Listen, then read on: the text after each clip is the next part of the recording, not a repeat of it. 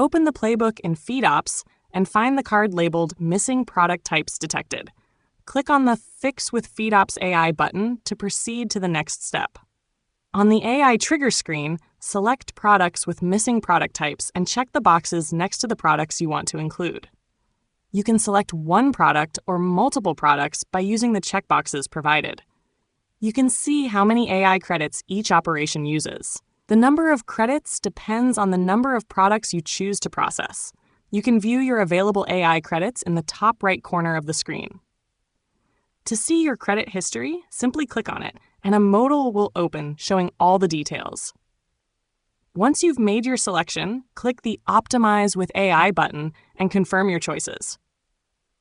The system will process the selected products and attempt to identify any missing product types. This process may take up to 24 hours, and you'll receive an email notification once it's complete. Once you receive the email, you will find details such as products processed, suggestions to review, AI credits used, AI credits remaining. Now click the Review Suggestions Result button to view the AI-generated product types for the missing product types. Alternatively, you can click on Review and Apply Suggestions from the Playbook card. This will take you to the Review AI Suggestions screen. On the Review screen, you'll see the AI-generated product types.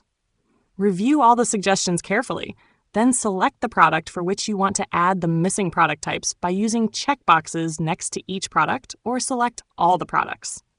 Once you're satisfied with the suggestions, click Approve to apply the updates. This will update the missing product types with the AI-generated product types. You'll be redirected to the Completed tab in the Playbook, where you can view details such as who approved the changes, when they were approved, the AI credits used, and more.